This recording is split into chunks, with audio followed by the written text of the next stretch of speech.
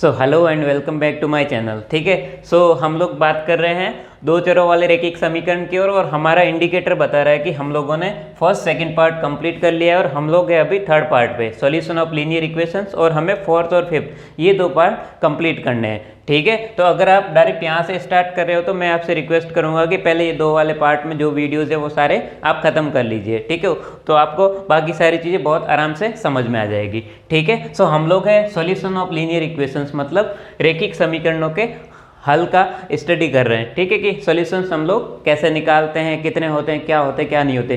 Theory वाला part हमने already complete कर लिया है। अब हम लोग चलते हैं सबसे फेवरेट पार्ट जो है एक्सरसाइज 4.2 का सॉल्यूशंस। ठीक है, ये सबका फेवरेट होता है कि भैया एक्सरसाइज करवाओ, एक्सरसाइज करवाओ। ठीक है, जब एक्सरसाइज सॉल्व हो जाती है तो अपने आप में बड़ा अच्छा लगता है उनको कि हाँ एक्सरसाइज हो रही है, मतलब सब कुछ अच्छा चल रहा है। ठीक है, और अच्छा इसीलिए चल रहा है क्योंकि हमने बहुत अच्छे से इसको क्लियर किया है। सो स्टार्ट करते हैं एक छोटे से इंट्रो के बाद।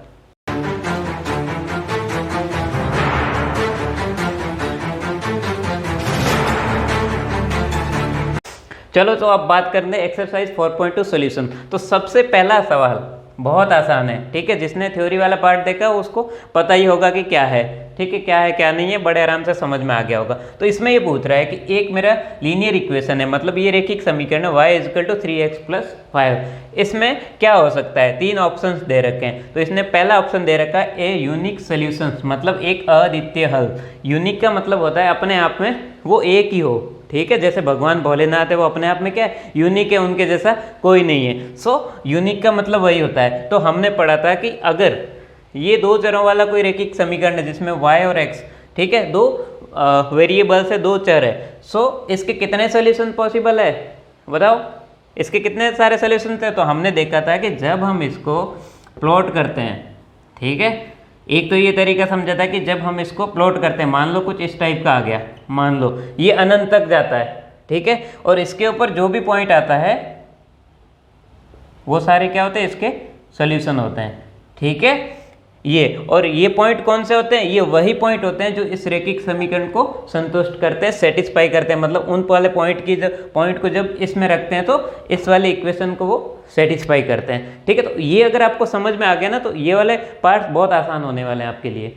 ठीक है, तो ऐसे कितने पॉइंट हो सकते हैं, तो हमने समझा था कि भैया जब लाइन ही अनंत है, जब लाइन का ही कोई अंत नहीं है तो सॉल्यूशन भी कितने होंगे, अनंत होंगे। ठीक है, मतलब अपरिमित रूप से अनेक हल, या अंग्रेजी में बात करूं तो इन्फिनेटली मैनी सॉल्यूशंस। ठीक है, अपरिमित रूप से अनेक हल, आप दोनों वर्ड याद रखिए। अगर आप इंग्लिश मीडियम में तो ये वाला सफिशिएंट है। ठीक है, तो इसका आंसर क्या हो जाएगा, इन्फिनेटली मैनी सॉल्यूशंस। तो देखो अभी फटाफट से एक बार ऑप्शन भी देख लेते हैं। उसने क्या क्या दिया, इसने दिया एक यूनिक सॉल्यूशन, मतलब एक अद्वितीय हल, बिल्कुल गलत है। हमने देखा था बहुत सारे पॉइंट्स है। ओनली 2 सॉल्यूशंस, मतलब केवल 2 सॉल्यूशन, नहीं ये भी गलत है। तो कौन सा आंसर हो गया, ये हो गया। ये कितना आसान था, ये बहुत आसान था। एक्चुअली में जब आप डायरेक्टली देखते तो ये आसान नहीं था, हमने थ्योरी में इसको अच्छे से समझा था। ठीक है, कि कैसे कैसे होता है, इसीलिए ये बहुत आसान हो गया। ठीक है, बढ़ते हैं नेक्स्ट प्रॉब्लम की ओर। सब बढ़ते हैं सेकंड प्रॉब्लम की ओर। ठीक है, सेकंड प्रॉब्लम में ये बोल रहा है कि हमें क्या करना है, इसके ये वाला जो लीनियर इक्वेशन है, ये वाला जो रैखिक समीकरण है, इसके चार क्या करने हैं, सॉल्यूशंस लिखने, 4 सॉल्यूशंस लिखने हैं। ठीक है, सो इस टाइप का मैंने एक एग्जांपल भी सॉल्व किया था जो बुक का एग्जांपल है, और उसमें इसका कंसेप्ट समझा था कि हम लोग कैसे हल लिख सकते हैं। ठीक है, अगर आपने नहीं देखा तो वो भी आप देख सकते हो। तो देखो इसको स्टार्ट करने के लिए मैंने सिंपल से स्टेप्स बताए थे कि आपको कैसे इसको अप्रोच करना है। ठीक है, तो सबसे पहला स्टेप उसमें क्या होता है कि हमें y के इक्वल में लिखना होता है। सो y = 9। ये जब +πx का इधर जाएगा तो क्या होगा, माइनस हो जाएगा। ठीक है, ये हमने लीनियर इक्वेशंस के जो रूल्स है उसमें पढ़ा था बुक के अकॉर्डिंग। ठीक है, कि कैसे सिंबल चेंज होता है और ये क्यों होता है, ये भी हमने अच्छे से देखा था।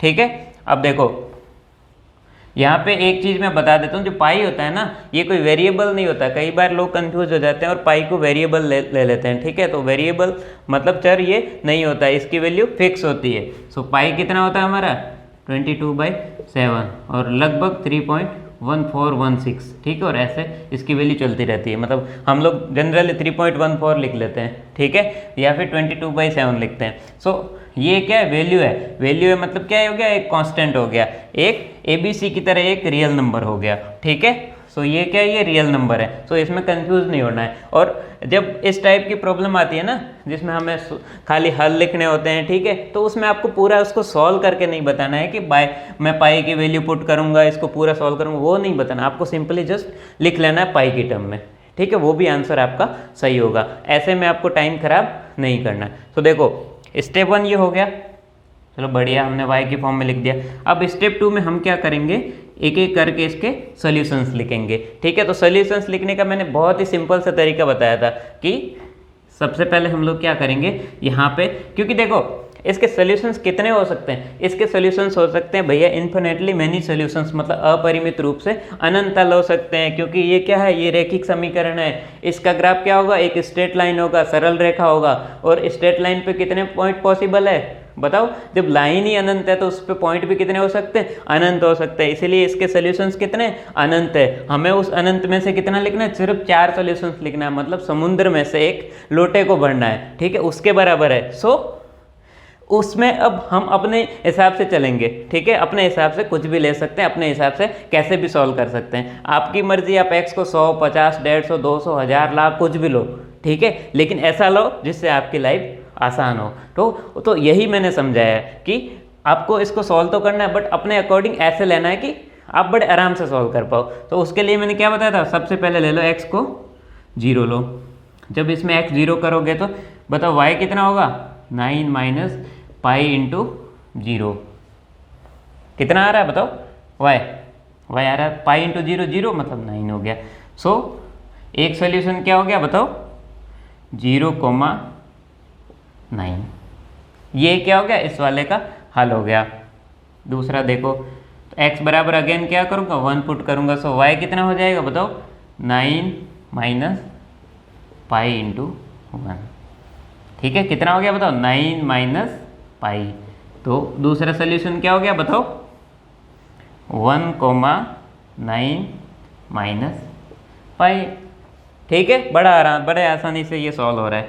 तीसरा क्या हो गया, x इजकल टू 2 पुट करना। So y equal to 9 minus pi into 2। x की जगह जस्ट 2 पुट करना है, x की जगह 2 पुट करना है। सो कितना है, 9 माइनस 2 पाई। सो c पॉइंट कितना हो गया, 2, 9 माइनस 2 पाई। चौथा, x को कितना पुट करूंगा मैं, 3 पुट करूंगा। सो y कितना हो जाएगा, 9 माइनस 3 पाई, या चलो ऐसे ही लिखता हूँ, पाई इंटू 3, ठीक है, कितना हुआ ये, 9 माइनस 3 पाई। सो d कितना हो जाएगा, 3 और 9 माइनस 3 पाई, ठीक है। ये जो हम ऐसे पॉइंट को लिखते हैं ना, ये हमने कहाँ सीखा था, ये हमने लास्ट पार्ट में सीखा था, कोऑर्डिनेट ज्योमेट्री में। इसीलिए मैंने ये चैप्टर स्टार्ट करने से पहले कोऑर्डिनेट ज्योमेट्री पढ़ा था, क्योंकि मुझे पता था कि इसमें पॉइंट्स और ये सब जो ग्राफ है ना, इसमें वो चीज़ बहुत यूज़ होने वाली है। सो यहाँ तक आपको ये समझ में आ गया होगा। ये वाला हम लोग लिखते हैं ना, वो x कोऑर्डिनेट होता है, ये वाला y कोऑर्डिनेट होता है, मतलब ये वाला x निर्देशांक होता है, ये वाला क्या होता है, y निर्देशांक होता है। ये स्टैंडर्ड फॉर्म होता है लिखने का, ठीक है। आप पैरेलली अगर आपने नहीं देखा है तो एक बार जो कोऑर्डिनेट ज्योमेट्री वाला चैप्टर ऑलरेडी अवेलेबल है, ठीक है, उसको आप देख लीजिए, पूरा बैठ के पूरा आराम से अच्छे से देख लीजिए, उसके साथ में नोट्स बनाइए, उसके साथ में बुक को आप हमेशा रखिए, ठीक है। बुक के अकॉर्डिंग ही हम लोग पूरा पढ़ रहे हैं, तो जैसे ही आप बुक के साथ साथ में पढ़ोगे तो आपको बड़े आराम से सब कुछ समझ में आ जाएगा, ठीक है। सो उसको पढ़िए और साथ साथ में उसको भी कंप्लीट कीजिए, ताकि ये वाले पार्ट है वो बड़े आराम से आप समझ पाओगे। और जो आगे वाले दोनों पार्ट है ना, इसमें कोऑर्डिनेट ज्योमेट्री का बहुत ज़्यादा यूज़ है। सो आप जल्दी से उसको भी ख़त्म कर लीजिए, ठीक है, ताकि आपको ये भी समझ में आ जाए। स्किप मत कीजिए, कोई बात नहीं, टाइम लगे कोई बात नहीं, बट आप उसको स्किप मत कीजिए, क्योंकि हो सकता है आपको ऐसा छोटा सा पॉइंट आप मिस करो जो ज़िंदगी भर आपको परेशान करे, ठीक है। तो ऐसा कुछ नहीं करना, आप देखिए, टाइम निकालिए और देखिए। सो यहाँ से ये क्लियर हो गया, 4 हमने सोल्यूशंस निकाल दिए। अब ये पूछता कि नहीं 10 निकालो, तो आप क्या करते, x को 4 पुट करते। सो y कितना होगा, 9 माइनस 4 पाई, ठीक है। तो ऐसे ई लिख लेते हैं आप, 4, 9 माइनस 4 पाई। आप कितने भी सॉल्यूशंस निकाल सकते हो, ठीक है, ऐसा कुछ नहीं। इसने 4 पूछा तो आप एग्जाम में 4 लिख के आइए, ठीक है। 5 लिखने से ज़्यादा मार्क्स नहीं मिलेंगे आपको, जितना पूछा उतना लिखिए, टाइम बचाइए और वो टाइम बाकी वाले जो क्वेश्चन है उसमें यूटिलाइज कीजिए, ठीक है। आई थिंक ये बड़े आराम से आपको समझ में आ गया। एग्जाम में आए तो भी ऐसे ही अप्रोच करना 2 स्टेप में। ठीक है, तो बढ़ते हैं नेक्स्ट प्रॉब्लम की ओर। तो अब बढ़ते हैं प्रॉब्लम नंबर 3 की ओर। तो इसमें क्या किया, इसमें एक लीनियर इक्वेशन दे रखा है, ठीक है, रैखिक समीकरण दे रखा है और पूछा है कि कुछ पॉइंट्स है, ठीक है, वो इसके हल है या नहीं है। तो हल है या नहीं है वो देखने का बहुत ही सिंपल सा तरीका है कि जो पॉइंट इसको सेटिस्फाई कर रहा है, ठीक है, जो पॉइंट इसको संतुष्ट कर रहा है वो इसका हल है, और जो पॉइंट इसको संतुष्ट नहीं करेगा वो इसका हल नहीं है, ठीक है। ग्राफ के फॉर्म में मैं जस्ट हिंट दे रहा हूँ, ठीक है, नहीं समझ में आ रहा कोई बात नहीं, ग्राफ के फॉर्म में कि जो हमारे पास स्ट्रेट लाइन आती है, ठीक है, उसके ऊपर जो भी पॉइंट्स होता है वो उसका सोल्यूशन होता है, और जो पॉइंट उस ग्राफ के उस स्ट्रेट लाइन के ऊपर नहीं है इसका मतलब वो सोल्यूशन नहीं है। ये बहुत ही सिंपल सा कंसेप्ट है, अगर आपको ये समझ में आ गया तो आपको पूरा चैप्टर बड़े आराम से समझ में आ जाएगा, और आगे के जो भी पार्ट्स है, आगे के जो भी कंसेप्ट आएंगे वो आप उनको बड़े आराम से अप्रोच करना सीख जाओगे, ठीक है। सो स्टार्ट करते हैं। सो इसमें क्या होता है, इसमें बहुत आसान है। सो देखो, सबसे पहला स्टेप मेरा ये होगा इसमें कि इसको मैं लिखूंगा स्टैंडर्ड फॉर्म में, ax plus B Y plus C के फॉर्म में। सो चलो लिखते हैं। वो कैसे लिख सकते हैं, x तो है, y है, ये इधर है, इसको मैं इधर ले आऊँगा इक्वल के इधर। सो जब ये इधर जाएगा तो ये +4 है, यहाँ ये क्या हो जाएगा, -4 हो जाएगा बुक के रूल के अकॉर्डिंग। सो देखो क्या होगा, x minus 2y minus 4 equal to इधर क्या हो जाएगा 0, ठीक है। तो ये क्या होगी हमारी स्टैंडर्ड फॉर्म, ठीक है, मतलब व्यवस्थित रूप से लिखा हुआ इसका रूप हो गया, ठीक है, स्टैंडर्ड फॉर्म हो गई। अब देखो स्टेप 2 क्या होगा, अब हमें वो सारे पॉइंट्स रख के चेक करना है, ठीक है। सो इसमें मैं थोड़ा सा, क्योंकि ये बहुत ही आसान है, ठीक है, इसलिए मैं एक काम करता हूँ, ये वाला जो एक्सरसाइज है वो आपका होमवर्क है, ठीक है, ऐसे ये वाला है ना वो आपका होमवर्क है। ये टफ है, ये मैं कर लेता हूँ, ये 3 पार्ट मैं आपको यहाँ पे करके बता देता हूँ, ठीक है। बाकी ये 2 बड़े आराम से आपसे हो जाएंगे, क्योंकि जब आप भी साथ साथ में प्रैक्टिस करोगे ना तो चीज़ें बहुत आसान हो जाती है और आप भी बहुत कुछ सीखते हो सकता है आप ये भी कर सकते हो कि आप वीडियो को पॉज करके जस्ट अभी कमेंट में लिख सकते हो कि सेकेंड का यस है, थर्ड का नो है, ठीक है, जैसे यस नो जो भी है, जो भी आंसर है वो आप ऐसे कमेंट करके अभी भी लिख सकते हो, ऐसा कोई बहुत हार्ड सवाल नहीं है ये, ठीक है। चलो सो पुट करते हैं। तो सबसे पहला पार्ट है, इसमें कौन सा पॉइंट दे रखा, 0 2, मतलब x 0 है, y कितना है 2 है।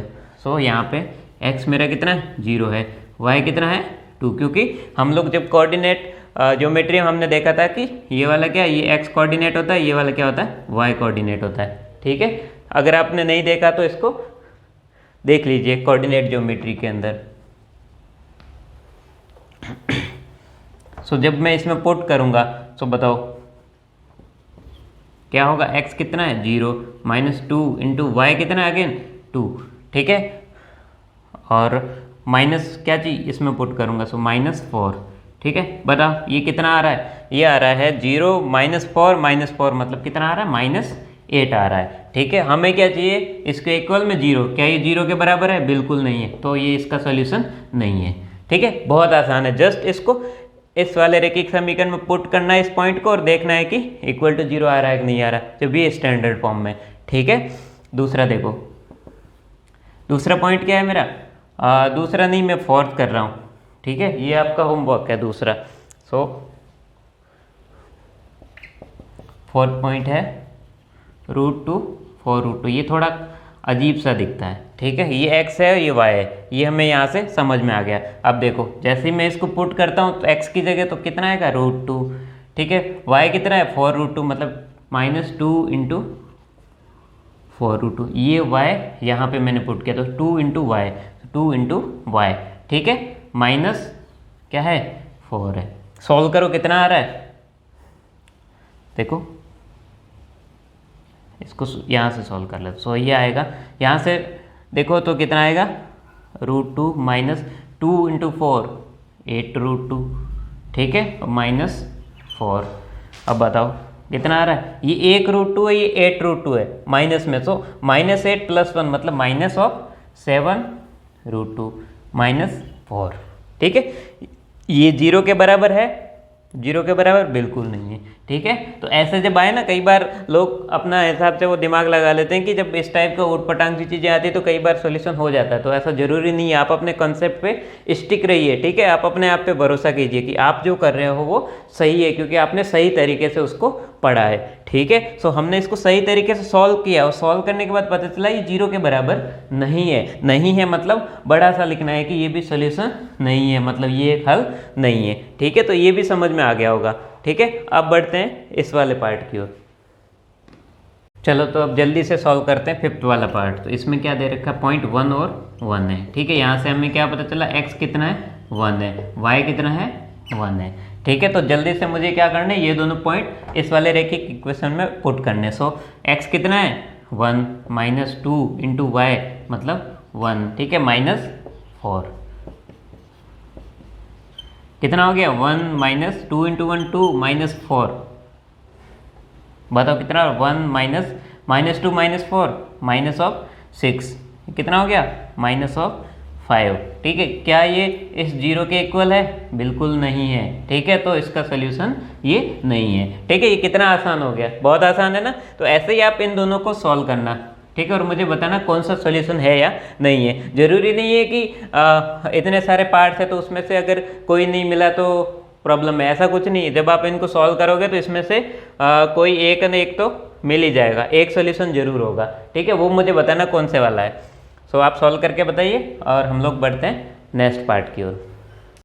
चलो तो बढ़ते हैं नेक्स्ट वाली प्रॉब्लम की ओर, वो है क्वेश्चन नंबर 4। सो इस टाइप की जो प्रॉब्लम होती है ना, जिसमें थोड़ा सा लैंग्वेज का यूज हो जाता है, तो उसमें जो स्टूडेंट्स होते हैं वो थोड़े से कंफ्यूज हो जाते हैं कि हाँ लैंग्वेज की फॉर्म में मतलब क्या होगा, बहुत ही मुश्किल सवाल होगा, बहुत ही टफ सवाल होंगे। ठीक है, तो जब इस टाइप के क्वेश्चंस आते हैं ना, तो उसमें आपके जो कॉन्सेप्ट है वो बहुत ज़्यादा काम आते हैं। ठीक है, जो आपने सीखा है वो बहुत ज़्यादा काम आता है। और जो लोग चीज़ों को रटते हैं, ठीक है, जो लोग मेथड्स को रट लेते हैं कि हाँ ऐसे करके अगर मैं करूँगा तो मेरे को क्या मिल जाएगा, सोल्यूशन मिल जाएगा, लेकिन जो समझते हैं ना उनके लिए किसी भी टाइप की प्रॉब्लम आती है वो बड़े आराम से उसको अप्रोच कर पाते हैं। ठीक है, देखो इसको हम लोग कैसे समझते हैं। तो इसने पूछा है कि मुझे k का वैल्यू निकालना है जब एक पॉइंट दे रखा है x2 और y1 है, वो ये वाली जो लीनियर इक्वेशन है इसका क्या है, एक सॉल्यूशन है, इसका क्या एक हल है। मतलब ये वाला पॉइंट है वो इस वाली लीनियर इक्वेशन का क्या है, सॉल्यूशन है। ठीक है, तो ये जो k है ना ये क्या होगा, बहुत ही सिंपल है, बहुत आसान है। आसान क्यों है, क्योंकि हमने कंसेप्ट से पढ़ा है। देखो क्या पूछ रहा है, लीनियर इक्वेशन है, ठीक है, दो वेरिएबल है। हमने देखा था कि इसके कितने सॉल्यूशंस हो सकते हैं। देखो इसका ग्राफ होता है स्ट्रेट लाइन, ठीक है, मतलब सरल रेखा होती है, और ये कितनी बड़ी होती है, ये अनंत तक जाती है, और इसके ऊपर जो पॉइंट्स होते हैं वो सारे क्या होते हैं, इसके हल होते हैं। मतलब कितने हल होते हैं, इन्फिनेटली मैनी सॉल्यूशन, अपरिमित रूप से अनेक हल इस पे हो सकते हैं। अब इसने एक कोई पॉइंट दे दिया, मतलब कि जो हमारे पास एक समुद्र था, ठीक है, उसमें से एक पॉइंट उठा के दे दिया और बोल दिया कि ये वाला जो रेखिक समीकरण है इसका वो हल है, मतलब वो इसके ऊपर कहीं पे है। मतलब कि जब मैं वो पॉइंट इस वाले में रखूंगा तो वो इसको क्या करेगा, सेटिस्फाई करेगा, क्योंकि वो एक सॉल्यूशन है, वो इस वाली लाइन के ऊपर वाला पॉइंट है। ठीक है, यहाँ तक समझ में आ गया। तो हमें सिंपल सा क्या करना है, हमें इस वाले पॉइंट को इसमें रखना है और यह चेक नहीं करना है कि हल है कि नहीं, क्योंकि इसमें ऑलरेडी इसने दे दिया है कि ये क्या एक हल है। हल है मतलब ये वाला पॉइंट इसको सेटिस्फाई करेगा, 100% करेगा। तो इसी कंसेप्ट को जो हमने सीखा है उसी को यूज करके हम इसको सॉल्व करेंगे। अगर इसकी जगह कुछ और टाइप से घुमा के भी प्रॉब्लम देंगे तो भी अब आप उसको बड़े आराम से सॉल्व कर लोगे, क्योंकि अब आपको पता है कि हम लोग ऐसा क्यों कर रहे हैं। ठीक है, सो देखो इस वाले पॉइंट को जस्ट इसमें पुट करना है। सो देखो क्या करोगे, लीनियर इक्वेशन मेरा क्या है, 2x + 3y = k है। ठीक है, इसमें जस्ट मैं पुट करूंगा। सो क्या होगा, 2x कितना है 2 + 3, y कितना है 1 है, = क्या होना चाहिए, k होना चाहिए। अब देखो कितना है, 2 × 2 4 + 3 = क्या, k। 4 + 3 कितना होता है 7, 7। ठीक है, सो k कितना हो गया, 7 हो गया। 3 स्टेप में इसका क्या आ गया, आंसर आ गया। आंसर क्यों आया, क्योंकि हमें पता था कि ये क्या पूछ रहा है और कैसे इसको अप्रोच करना है। ठीक है, तो ऐसे ही बड़े ही आसान शब्दों में हमने इसको सीख लिया। क्यों सीखा, क्योंकि हमने क्या टारगेट किया, हमने सिर्फ इसको पढ़ा, बुक को पढ़ा और कहीं किसी से नहीं पढ़ा, और बुक है वो अपने आप में इतनी परफेक्ट है, इतनी परफेक्ट है कि अगर आप इसको पढ़ लोगे तो आपको किसी और चीज़ को पढ़ने का ज़रूरत नहीं है, किसी और तरीके से पढ़ने का ज़रूरत नहीं है, ठीक है। और कई बार क्या होता है, बुक की लैंग्वेज थोड़ी सी हार्ड लगती है, ठीक है, तो हमारा काम यही है कि वो जो हार्ड लगती है ना, उसको हम लोग सिंपल तरीके से आपको एक्सप्लेन करें, सो दैट आप उसके अंदर जो भी चीज़ें छुपी हुई है, जो भी कॉन्सेप्ट छुपा हुआ, उसको बड़े आराम से समझ लो, ठीक है। और आपके अंदर एक हैबिट डेवलप हो कि आप सिर्फ और सिर्फ इस बुक को ही पढ़ें, बहुत सारी पास बुक्स, ये सब शॉर्टकट्स, ये सब चीज़ें ना पढ़ें। जब आप ये पढ़ोगे तो आप कंपटीशन एग्जाम या फिर आगे कुछ भी तैयारी करते हो तो सब में बड़े आराम से निकल जाओगे, ठीक है। Thank you for watching. और अगर आपको हमारी सीरीज़ अच्छी लगती है तो आप अपने दोस्तों के साथ ज़रूर शेयर कीजिए, ठीक है, क्योंकि जितना बड़ा ये कम्युनिटी होगा उतना ही अच्छे से हम लोग और चीज़ों को एक्सप्लेन कर पाएंगे, ठीक है। Thank you for watching. जैसा वीडियो के स्टार्टिंग में मैंने बताया था कि हम लोग कुछ होमवर्क एक्सरसाइजेज के बारे में बात करेंगे, ठीक है। सो ये वाली 2 मैंने होमवर्क एक्सरसाइजेज बनाई है, ठीक है। इसका कोई सोल्यूशन आपको कहीं नहीं मिलेगा, क्योंकि मैं ये जानना चाह रहा हूँ कि जो मेरे स्टूडेंट्स हैं, ठीक है, उनका कॉन्सेप्ट कितना क्लियर है और वो वीडियो पूरा देख रहे हैं कि नहीं देख रहे हैं। जो वीडियोज़ को पूरा देख रहे हैं और अच्छे से कॉन्सेप्ट को समझ रहे हैं, उनके लिए ये प्रॉब्लम्स बहुत आसान है, ठीक है। सो आप क्या कीजिए, इन दोनों एक्सरसाइजेज को सॉल्व कीजिए, ठीक है, और इनके जो आंसर्स है वो मुझे कमेंट करके बताइए, मैं समझ जाऊंगा कि आप कितने अच्छे से उन चीज़ों को समझ रहे हो, ठीक है। तो इसमें क्या करना है, इसमें आपको एक लीनियर इक्वेशन दे रखा है, ठीक है, मतलब रैखिक समीकरण दे रखा है और कुछ पॉइंट्स दे रखे हैं ABC, और आपको ये पता करना है कि ये पॉइंट्स इस वाले लीनियर इक्वेशन के सोल्यूशन यानी कि हल है कि नहीं, ये चेक करना है, ठीक है। सो सिंपली आप कमेंट में ऐसे लिख सकते हो, जैसे A है उसके आगे ऐसे यस लिख सकते हो, या फिर नो है तो नो लिख सकते हो, ऐसे ही B के आगे लिख सकते हो और ऐसे ही C के आगे लिख सकते हो, ठीक है। ऐसे करके कमेंट करना क्वेश्चन नंबर 1 का। और क्वेश्चन नंबर 2 का, इसमें मुझे क्या निकालना है, K की वैल्यू निकालनी है। अगर ये वाला जो लीनियर इक्वेशन है और इसका ये वाला पॉइंट जो दे रखा है वो क्या एक सोल्यूशन है, ठीक है। तो आप क्या करोगे, वैसा ही करोगे जैसे मैंने एक्सरसाइज में ये वाला सवाल सॉल्व करके बताया, ठीक है। तो उसी मेथड को यूज़ करके आप K का वैल्यू निकालना और कमेंट में ऐसे लिख देना K बराबर कितना आ रहा है, ठीक है, ऐसे करके मुझे बता देना। सो मैं समझ जाऊंगा कि हाँ आपने अच्छे से वीडियो देखा है कि नहीं देखा है।